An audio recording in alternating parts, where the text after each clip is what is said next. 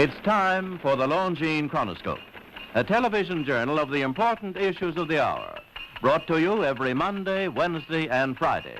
A presentation of the Longines Whitnor Watch Company, maker of Longines, the world's most honored watch, and Whitnor, distinguished companion to the world-honored Longines. Good evening, this is Frank Knight. May I introduce our co-editors for this edition of the Longines Chronoscope? Larry Lasser, CBS News correspondent, and Kenneth Crawford, National Affairs Editor of Newsweek magazine. Our very distinguished guest for this evening is Admiral Richard E. Byrd. The North Pole used to be a no-man's land, but these are the days when, by buying a ticket on a commercial airliner, you can fly across the North Pole and drink a cocktail at the same time.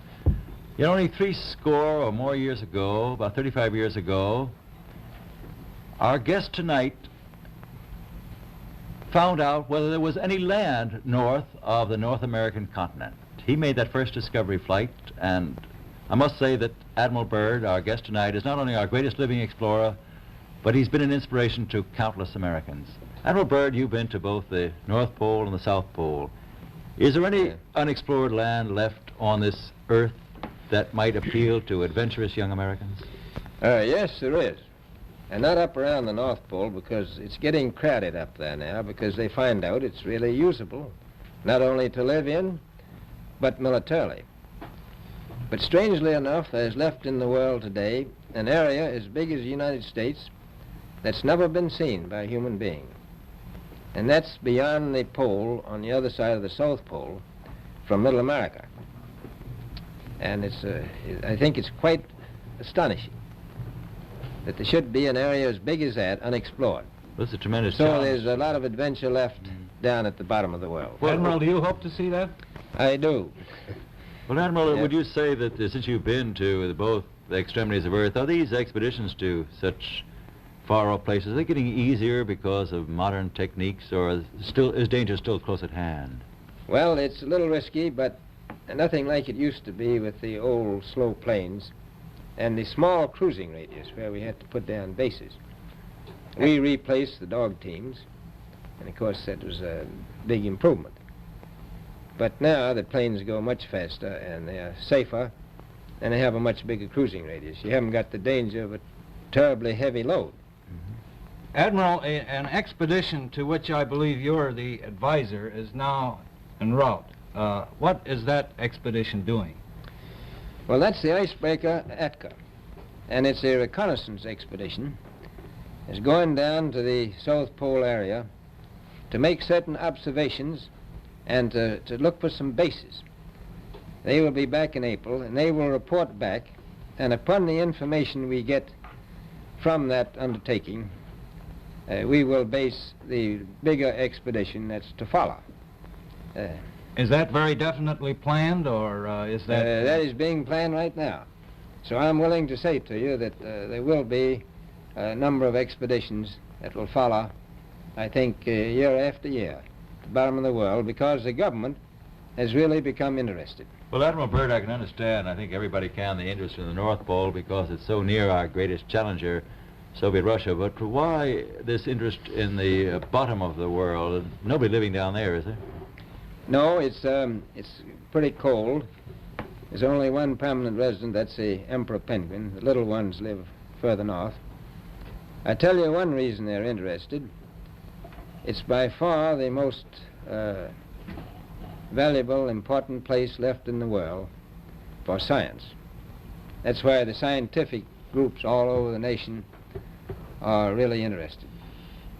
But more important than that, it has to do with the future of the nation, those to come after us, or even during your lifetime, because it happens to be an untouched reservoir of natural resources. And, you know, as the world shrinks with an ever-increasing acceleration, far-flung places, once useless, like we thought the North Pole was, and no man's land, become very useful. The bottom of the world will be important, not only to us, but to our allies. I was going to ask you, does it have military importance? It has some, and as the world shrinks, it will continue to shrink with an ever-increasing acceleration. thus bringing these places closer. And in the future, I can see a time when it will be very, very important strategically. Well, has the development of air power increased the strategic importance of places like the oh, very much Palmer so. Peninsula, we'll say? Very much so. Even now, if anything happened and we lost the Panama Canal, we would have to control the islands just north of Antarctica, which are part of Antarctica, and between there and Cape Horn. I've heard it said that there are 7 continents in the world, and one of them has never been seen by a woman, and that's Antarctica. Is that actually true? Well, if the Palmer Peninsula is an island, as far as I know, that's true. No woman's ever stepped foot upon the Antarctic continent, and it's the most peaceful place in the world. Well, I'm sure that won't last very long. I understand that now that you're working with the Arnold Bread Company in charge of frozen foods. Now, is there any future for frozen foods down these frozen extremities? Well, I think the human race can be helped by that. This was thought out by Dean Arnold, who's, in my opinion, a great humanitarian. He learned that we went down there after 4 or 5 years and finished a meal that we had left there on the table when we had evacuated Little America. Everything was perfect, including the bread. So he got the idea of this frozen bread, and already he sent some to Europe, and it worked very well over there for some of the starving people. So you can store it down to the Antarctic, and against the lean years, and you wouldn't have any people in the world really starving if you did that. Yes, in the event of an atomic war... You stay there forever. Admiral, you speak of the resources of Antarctica. What are they? What are the natural resources there? Well, we've found enough of coal within 180 miles of the South Pole in a great ridge of mountains. It's not covered with snow, enough to supply the whole world for quite a while.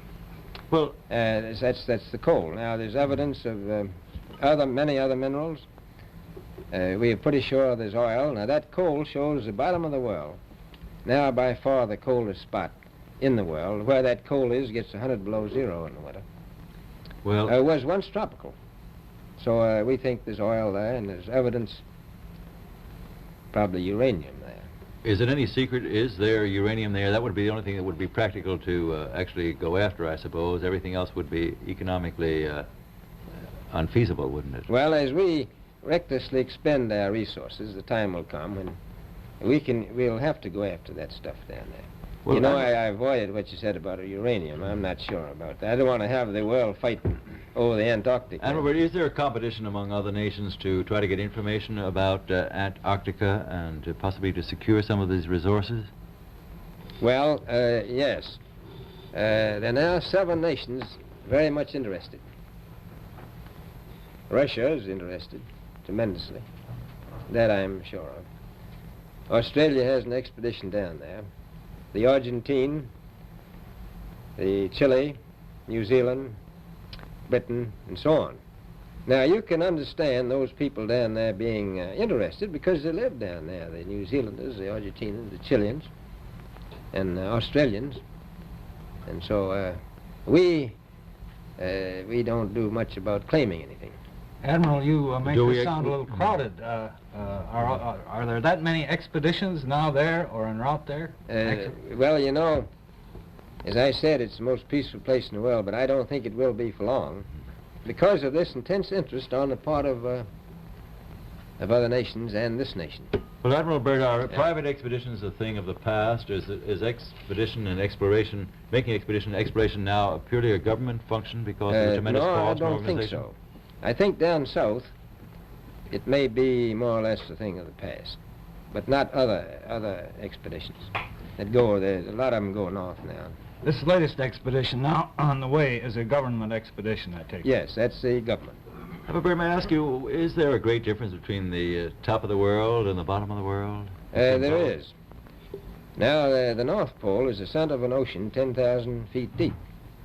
The South Pole, the center of a plateau, 10,000 feet high. The North Polar Sea is surrounded by continents slightly frozen. The Antarctic continent is surrounded by a belt of ice frozen seas of at least 1,200 miles thick. Now, the south is a plateau. It gets, in some places, 14,000 feet up. I've been over areas about 13,000, and it's a little bit chilly up there. So there's that big difference between the top and bottom of the world. The north really isn't very cold up there on the Arctic Ocean. Not compared to the south. Admiral Byrd, we often hear it said that our young Americans now aren't as hardy as their forefathers. Do you think that Americans do measure up to the standards, the physical standards and morale standards of the past? I do. I don't believe that. I think they're just as hardy. Well, what would you say was the most valuable factor on an expedition? Is it morale, or physical courage, or is it sheer equipment? Well, I've always thought that loyalty was by far the most important trait. The British told me that when I first went down in 28, that I couldn't possibly get through the winter night without a mutiny if I took more than 20 men. But to serve science, I had to take 42 men. And then I took 56 the next time, and so on. So, and I did find that loyalty was the most important thing during the winter night when it's very hard on your nerves. I think that's trait. Well, that's a very valuable characteristic at any time. Well, thank you very much, Admiral Byrd. It's been a great pleasure to have you here tonight. It's a pleasure to be with you. Yeah. The opinions expressed on the Longines Chronoscope were those of the speakers. The editorial board for this edition of the Longines Chronoscope was Larry Lasser and Kenneth Crawford. Our distinguished guest was Admiral Richard E. Byrd. A Longines watch makes the most perfect Christmas gift. It has beauty, elegance, and enduring quality, and a universal reputation as just about the finest of the world's watches. Now, actually, barring accident or abuse, the Longines watch that you give this Christmas will be better than new after 5 or even 10 years of daily use. Time holds no terrors for a Longines. The exquisitely finished watch movement defies normal wear and friction, achieves unsurpassed timekeeping accuracy and reliability. Thus does Longines inner quality match Longines outer elegance. Among the finest watches of the world, only Longines watches have won 10 World's Fair grand prizes, 28 gold medals, highest honors for accuracy in fields of precise timing. Cased in precious metals, styled in the best of good taste, a Longines watch is a joy to own, an enduring symbol of your affection, the perfect Christmas gift. Yet, you may buy and proudly give a Longines watch this Christmas for as little as $71.50. Visit your Longines Whitnor Jeweler Agency and make your selection. Longines, the world's most honored watch, the world's most honored Christmas gift. Premier product of the Longines Whitnor Watch Company since 1866, maker of watches of the highest character.